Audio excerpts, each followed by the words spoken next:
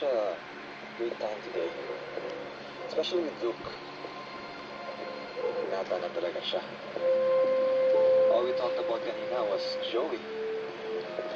Naku, Sir Chief, ganun po siguro talaga yun.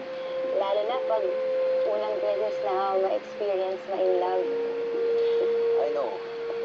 Pero parang nagugulat ako. Hirap din ako mag-advise. It's been so long nung nanligaw ako. Maybe I should start dating again.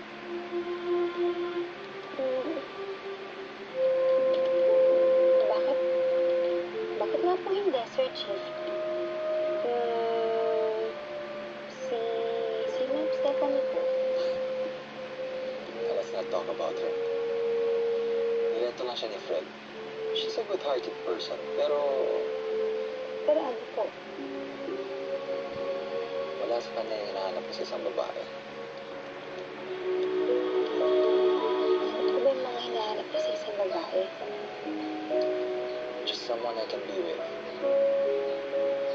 Someone who will love me and my kids.